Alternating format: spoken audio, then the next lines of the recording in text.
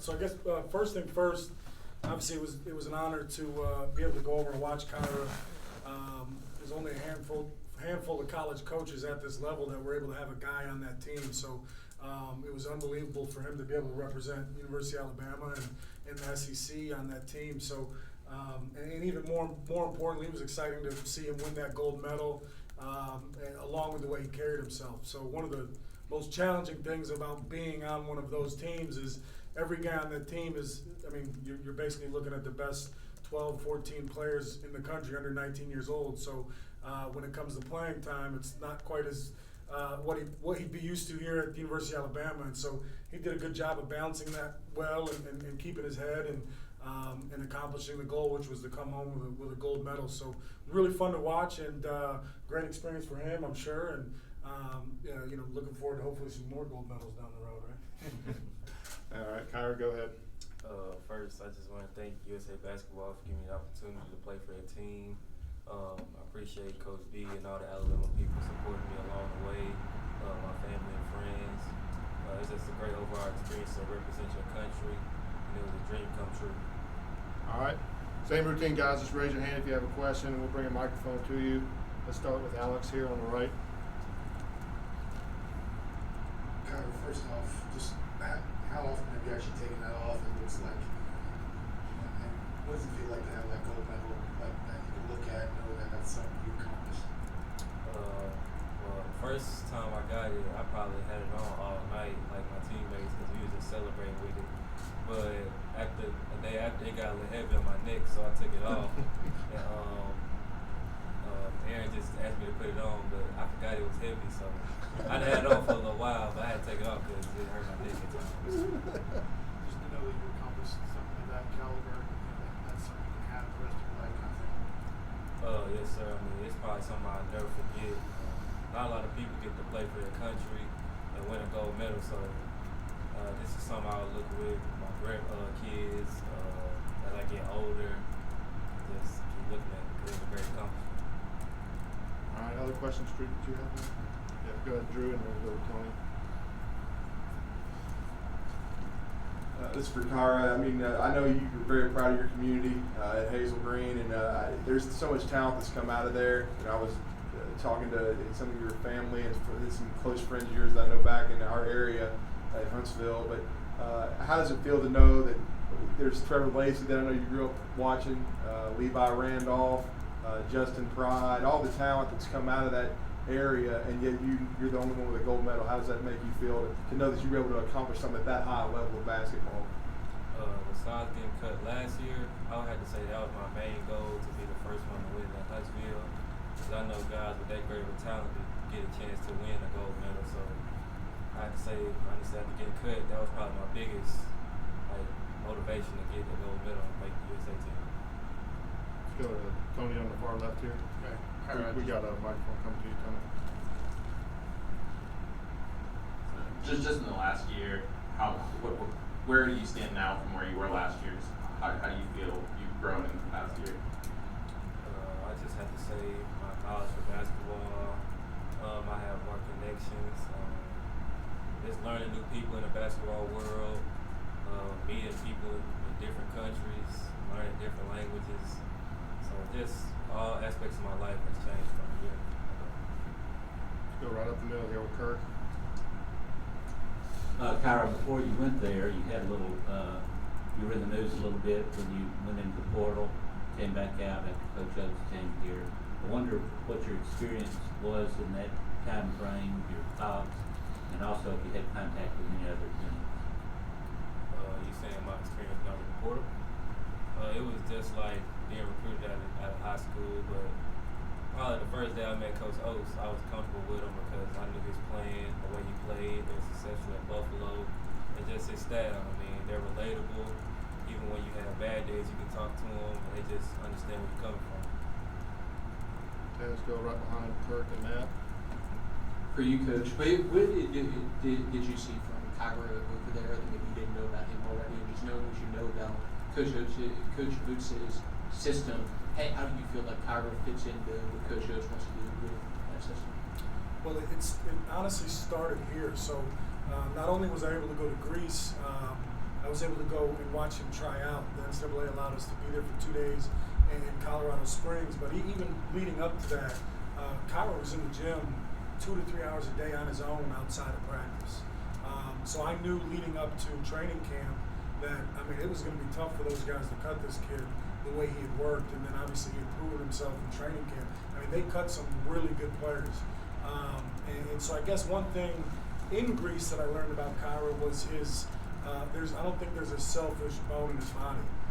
There was times where I'm sitting there in the stands watching a USA game, and Kyra's on the floor, and he's playing limited minutes because they're playing all these guys, and he passed up open shot opportunities to get other guys the ball, and we would have conversations at night after the game, and he had one goal, and that was to win a gold medal. It wasn't I want to go out there and score 15 points or be the leading scorer of this game. It was one goal. That was to win the gold medal. And those are the guys we want to coach. In the way, to answer your question about Coach Oates' system, being unselfish is huge, especially at his position.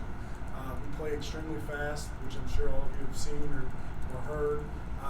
And our point guards are generally our leading scorer or second leading scorer. But to be that guy in that position, you've also got to make the smart play and move the ball. He did a great job of that over there. If you look at his numbers per minute, or his stats per minute, they were unbelievable. And so we're excited to walk into a program, or roster, I should say, where we have a point guard that's capable of doing that right out of the gate. Because the way we want to play, you can't do it without a really good point guard, and we've got one. So we're excited. Go right behind there to Gary. This is Bryan and Kyra, kind of a follow-up, Bryan, for you.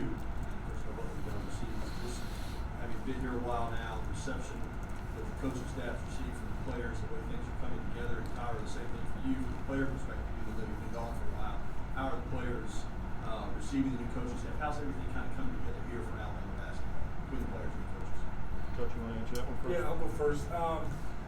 We walked into kind of like what I said before, we walked into a group of players that really wanted to be coached.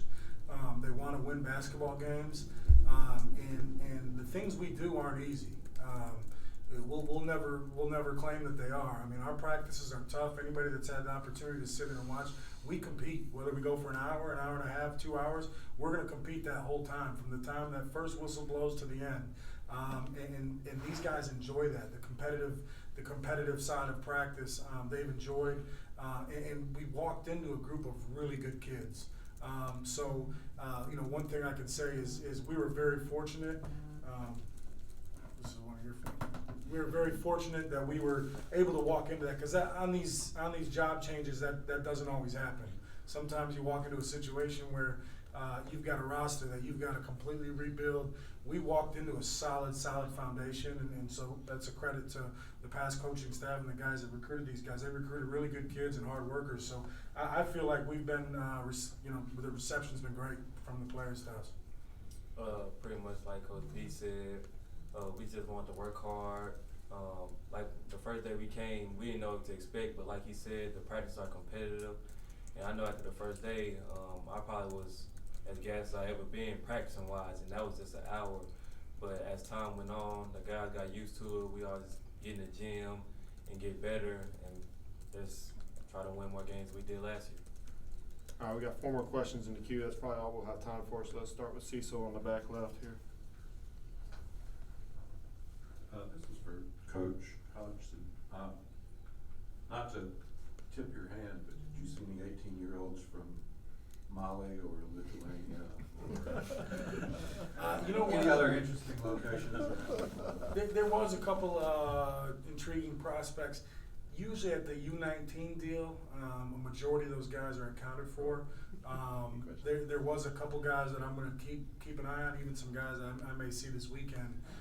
But it's funny, in a lot of those other countries, you watch a kid play against Kyra, and he'd have a great game, and then you look him up, and the kid's 19 years old, but he's been playing professionally in Serbia already for 3 or 4 years. So, there's some stuff later in the summer, U18s and U16s, where we'll be able to put our eyes on some younger guys.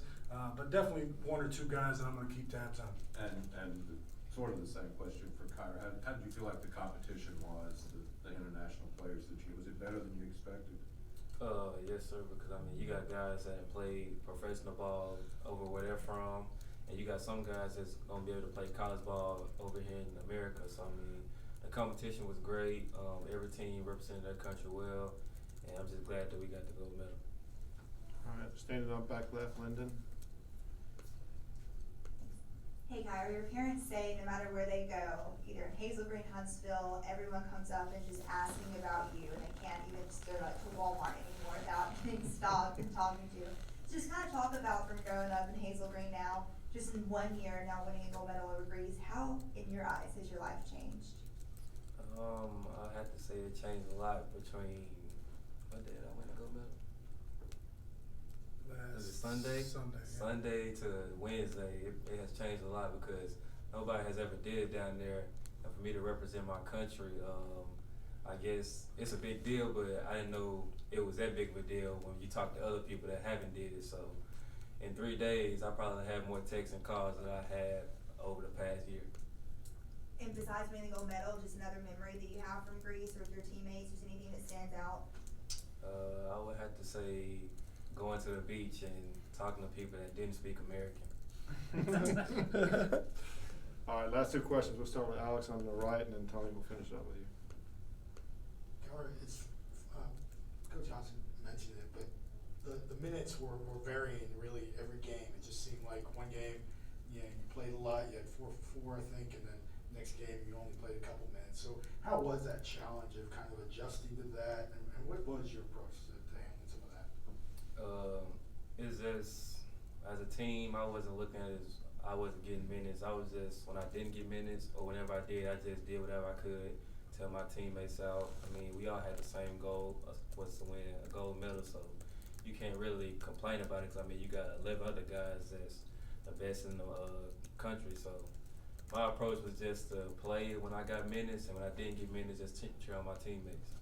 Bryan, from your side of it, you talked about the hard practices coming in with a good group, but how much have you had to balance, kind of getting to know these kids, befriending them, being the assistant, and also kind of being a little hard because, like you said, you gotta run them and know that they should know what to expect come season time.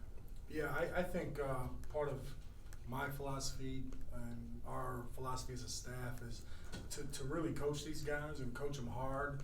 And when I say hard, I mean push them and get the most out of them. You've got to earn their trust, and they've got to believe in what you're saying and believe that you have their back. And so I myself and the rest of the staff, we spent a lot of time in the first 2 months getting to know these guys as people. Not just who Kyra is in practice, but who he is as a person. We're one of the few programs in the country at this level that our player development guy, we meet as a team and just talk about things outside of basketball, and that's his role. I mean, we've really gotten to know these guys, and when you build that relationship and you trust each other, then you can push them in practice. I think when problems arise is when guys are out here pushing these guys or coaching them hard, but really don't know who they are as kids. And so I think we've been able to build good relationships, and we're going to continue to do that over the next couple months. All right, last question, and we'll be with Tony. Kyra, you're going to be counted on to be more of a leader role this year. Just how do you plan on doing that, and then how excited are you to kind of meet back up with your team and kind of gel with some of the new players? I'm excited to be more of a leader, just because I've had 1 year of college basketball under my belt, so I know how the season goes. Just helping the new guys and learning from them as well. And like you said, just gelling with the guys that came in that I wasn't with already. We've been talking since I've been in Greece, so I mean, it's not gonna be hard to gel with them because they're good guys. They love to play basketball and they just want to win. Okay, you got one last one for Coach, right behind you, Drew. This is for you, Coach. You've been in Tuscaloosa now for a few months, and you've had they talk about Coach Oates' rise through the ranks quickly. You've done the same thing. you guys built a special program at Buffalo. Kind of just talk about once again the kids that you've been able to coach so far at Alabama. What your opinion of them is, and then talk about your journey. I know I follow you on social media. You were really excited about owning a home, buying a home here, and getting settled in Tuscaloosa.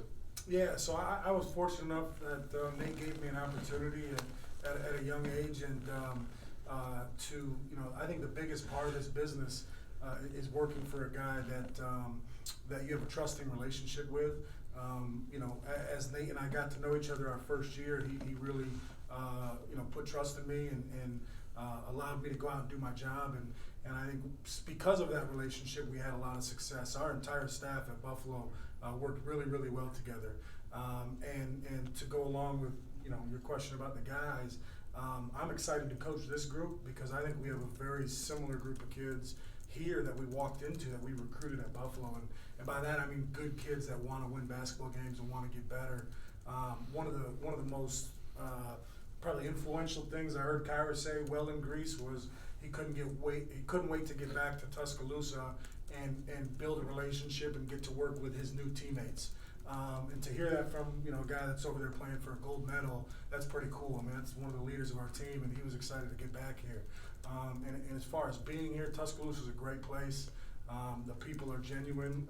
It's a cool town. I'm excited. I've heard a lot about football Saturdays, so I'm ready to experience one of those, and we're all very excited to be here. All right, thank you guys. Thank you. I'm gonna have